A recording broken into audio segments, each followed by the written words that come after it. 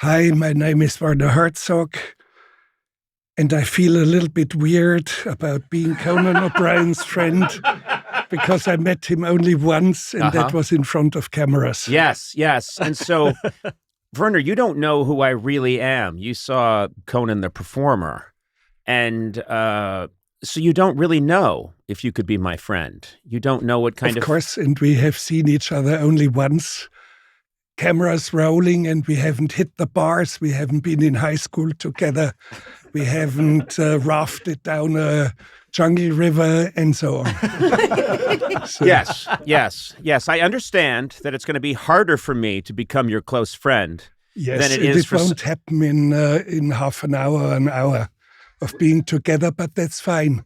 Let's try our best anyway. What about if it were to exist? Would you say 5 hours would do it, or are you talking it would take maybe more lifetime than either of us has left? It actually has happened in my life once or twice that I became an instantaneous friend to somebody. Oh, I played in a soccer team, which was the best in Peru at the time. Yes.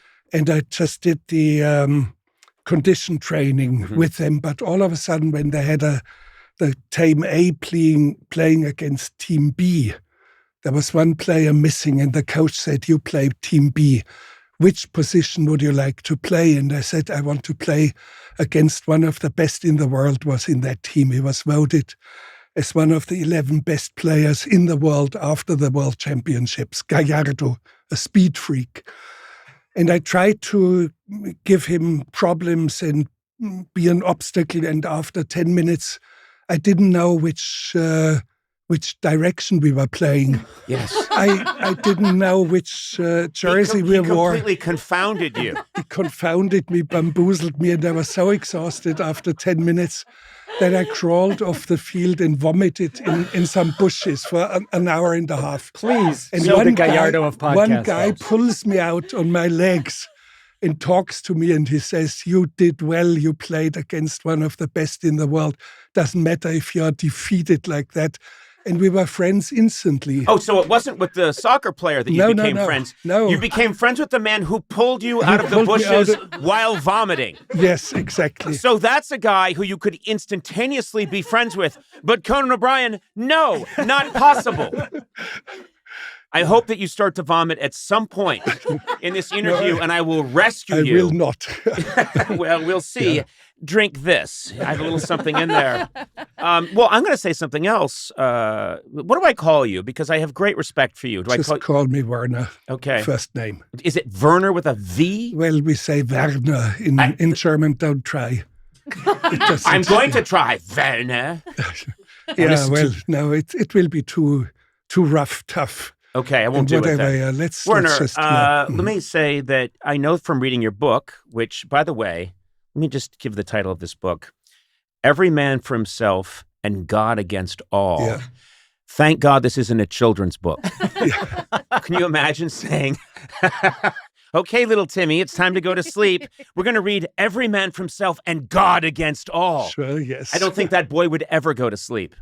That's a terrifying idea. But I read your book, and you describe yourself as a bit of a loner. Do you have a big circle of friends, or it's not your natural way? No, a circle of real friends is small and very intense.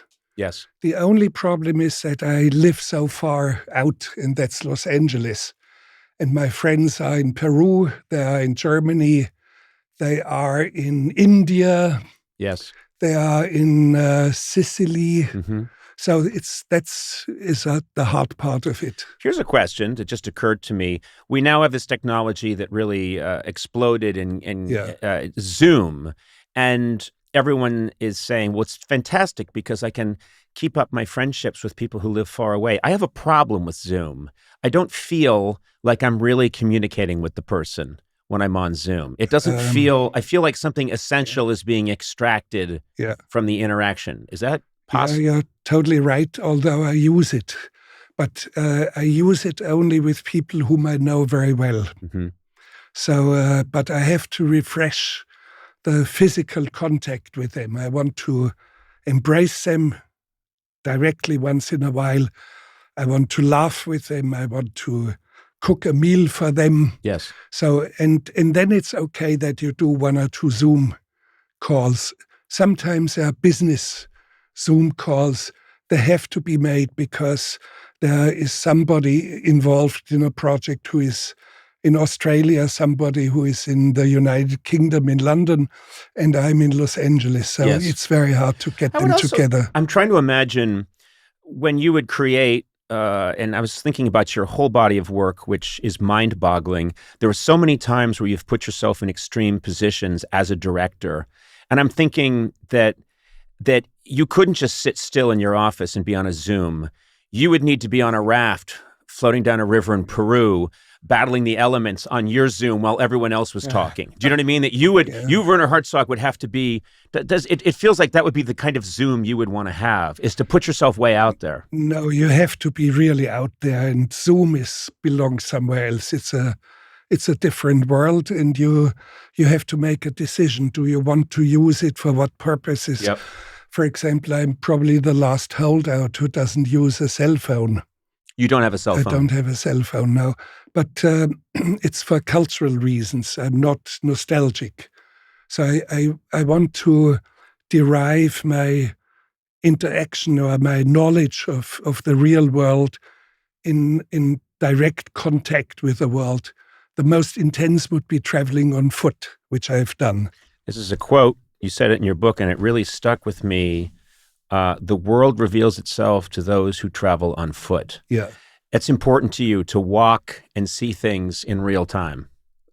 It's not just real time. You are unprotected when you travel on foot, and I don't mean backpacking with your whole household on your back, your tent, your sleeping bag, your cooking utensils, and so on. And I'm a lazy bum like everyone else. Mm-hmm. I would not travel on foot unless there was an existentially important reason for it. Mm-hmm. For example, I would travel on foot when my mentor, very old woman by then, 80 years old, Jewish, who had fled Nazi Germany on the day when Hitler took power, and she was in hiding in France during the Second World War and the Nazi regime. And she became my mentor and was very important. And when she was dying, I said, I'm not flying. I'm not taking the train, or I'm not going by car. I will come on foot, 1,000 kilometers. Oh, wow. And it was early winter and snowstorms and hail and rain and whatever. And I would sleep under bridges sometimes in the hay of a barn, or I would open a vacation home that was uninhabited with some sort of tools, surgical tools. Without breaking a lock, I can open it and close it again and sleep in there. So, and she was out of hospital, by the way, when I arrived. And she, that's incredible. 8 years later, when she was 88, probably 88, because we do not know exactly how old she became, she celebrated her 75th birthday at least twice, maybe 3 times. Normally women start to cheat about their age much earlier, but she had 75. I've been celebrating my 35th and now for a long time. She summoned me 8 years later. She summons me to Paris, and she said to me, just over a cup of tea, there's still this spell upon me that I must not die. You put that spell on me. And I'm old now, I'm almost blind, I cannot read books, which is the joy of my life. I cannot see movies, which is the other joy of my life. I'm lame, I can barely walk. So can you lift the spell off of me? And I said, okay, yes, it's lifted. And 8 days later, she died. And it was good, it was right. She had put me in a position where I had become independent and strong and self-confident, and you just name it. Well, you touch on this. That's a beautiful story. You touch on your childhood, which is not of this. I mean, clearly not of this century, but it feels like your childhood could have been 400 years ago. You grew up in such poverty. You grow up in this. I mean, you're born, as you say in the book, at this moment when fortunes are changing for the German army. Right. In North Africa, Rommel is about to start losing, and the Germans have invaded Stalingrad, which is the beginning of the end. So, but you grow up in this great tumult and terrible poverty, and you say that you weren't really aware that you were poor other than you were hungry a lot. Yes, that's when you really know you're poor. And my mother would have a loaf of bread, one loaf for my two brothers and me and her, 4 people. And she would make a groove for each day, and each of us had one thin slice of bread per day. Mm-hmm. But normally by Friday, when we were so hungry, we had eaten the whole loaf of bread, and we hoped that she would find something somewhere. But sometimes it was always Saturday, Sunday, that was the worst, when there was nothing. So, and I remember that very well. And we were wailing and tugging at her skirt, and she spun her. I remember her very well for that. She spins around, completely composed, but with an anger and despair in her face that I've never seen before after. And very calmly she says, "Boys, if I could cut it out of my ribs, I would cut it out of my ribs. Mm-hmm. But I can't, so you shut up." And that made a big, big impression on me, of course. But many people have grown up hungry or poor. There's nothing wrong about that. For children, it's much easier than for the parents. When a mother cannot feed the children anymore, that's a real awful thing.